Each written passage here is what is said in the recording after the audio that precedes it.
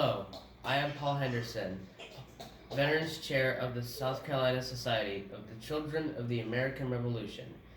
Today I am interviewing my grandfather, Willie Ellison, a Vietnam veteran. Good morning, grandfather. Good morning, Paul. How are you today? I'm very good. Thank you. And thank you for taking the time to interview me. It's very welcome, very privileged to be here. Now, I know you are a veteran. Can you tell me how it came about?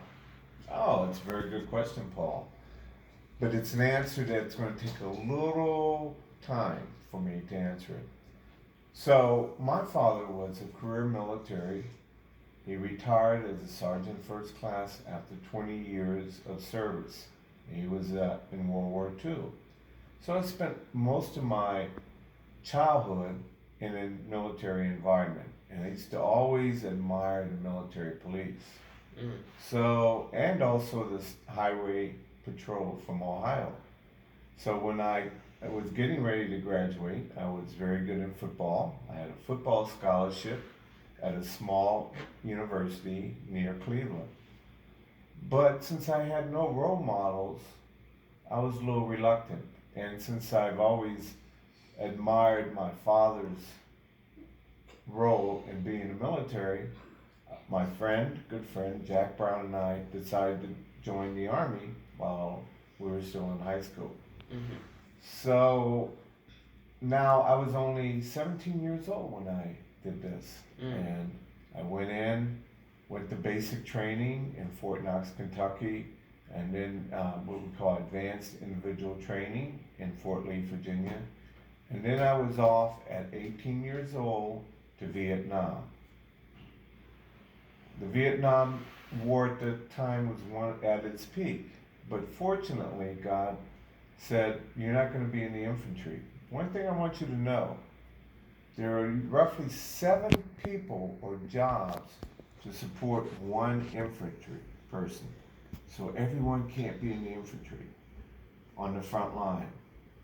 I was in logistics. I was in charge of a warehouse that supplied all the clothing to all the Vietnam veterans. I kind of felt a little bit guilty because I wanted to be on the front line, but God chose otherwise. So we were in a pretty safe area. We didn't even get bombarded until about my 6th, 7th month there. It's kind of funny because we were in a hooch, that's what they call the building we were living in. Mm. And the guys, and we had like an outhouse maybe 100 yards away. Mm-hmm. So at nighttime when the guys had to go to the bathroom, they didn't walk all the way down there. They just urinated in the bunker that we had sandbags around. Oh. Well, the first time we got hit, we had to go in there, and our commanding officer was livid because of the stench from the urine. So the next day, we had to redo all the sandbags. So my time in Vietnam was somewhat good because I was there doing the Tet offensives and the Tet counteroffensive. So this was in 1967. So yeah, I always admired being in the military. I mean, I was always glad to be in the military. All right. That was very interesting. Now, what were some of the things you liked about being in the service? Oh, well, I liked the fact that it was challenging. And at that time, it took me from being a boy to a man. Because basic training, they strip you down and then they rebuild you. You learn to respect and to look out for one another. So I enjoyed that. And the fact you had your 3 meals a day and it was, and you were doing something for your country. And that was another reason I wanted to go in, because I wanted, at that time we were at war, and I wanted to be like my father, to serve my country. All right. That was very interesting. Now, were there any things that you disliked about being in the service? Yes, a couple of things. Number one, I did not like the fact that you couldn't quit. Not that I was going to quit, but in the military, when you sign a contract for 3 years, you're going to be in there 3 years. You can't say, oh, I think I want to do something else. So it's very binding. Not that I would have, but that part kind of troubled me somewhat. Mm. The other part of the military, number two, I have to think hard about what I didn't like about it because it was such a good experience.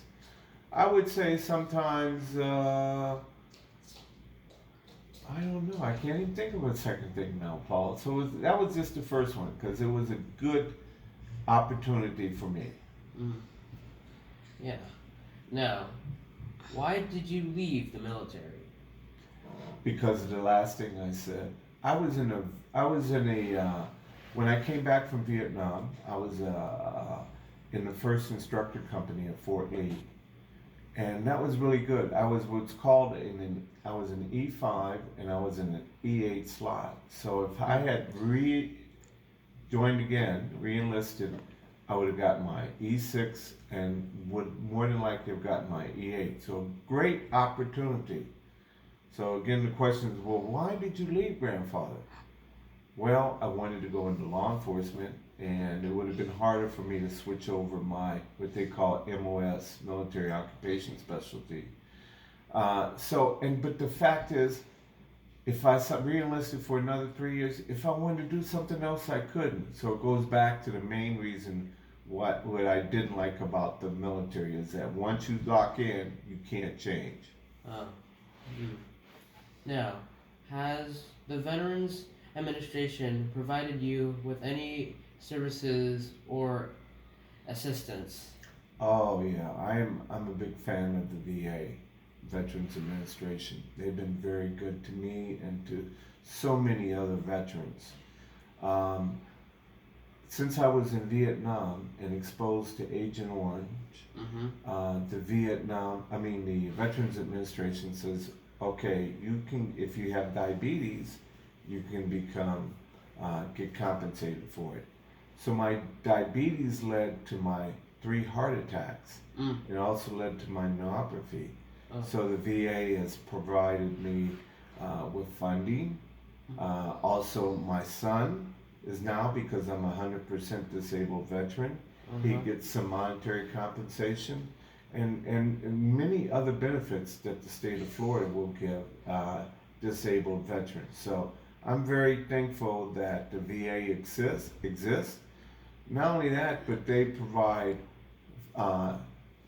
counseling, they provide medicine, they provide physical therapy, and so my father was in need of many of that because he had lost both of his legs as a result of the diabetes. So I'm very thankful and very happy with the Veterans Administration and what they do for all veterans, men, women, no matter where. If you are a veteran, you can get assistance. All right. Now, before we leave today, I have one more question to ask you. What do you think about service animals serving veterans? Oh, and that's another thing the VA can provide with assistance in service animals. I'm a big fan of service animals. While I was with the Bureau of Alcohol, Tobacco, and Firearms, and I was over all of their training, one of the things we had was we had canines, mostly labs, to sniff out accelerants or explosives. So I saw the value in that arena, But in the arena as far as comforting, there's a great advantage. Statistics say that people that have animals, it lowers your blood pressure and can help you live longer. I had a dog, Prince. He would know when I was sick and was not feeling well. Dogs can sense that. And sometimes people need assistance as far as getting around. And sometimes they need assistance as far as comforting. I know if you've ever petted a dog, you can see how it relaxes you. Yeah. So they can help in the comfort area and also helping you get around. So that's a wonderful thing that the VA has. In closing, Paul, I just would like to say that being a veteran is one of the best things I could have done. I also did 4 summer camps while I was a reservist. And one was at the University of Detroit, teaching underprivileged young children on how to be disciplined. That was a 1-month assignment. Your mother, she came, and my cousin came, and from Georgia, had never left that state. And it was such a good experience, a positive. So I would encourage anyone and everyone, seriously think about joining the military, whether you're Army, Navy, Air Force, or Coast Guard. It helps build character, you're providing a service to your country, and it helps you go along. So I would encourage that, even if it's only for 3 years or becoming a career person. And I'm very thankful for all those who serve in the military today and helping keep our nation safe. All right, very cool. Well, thank you for being with us, Grandfather. That was very interesting. Thank you for watching, and goodbye.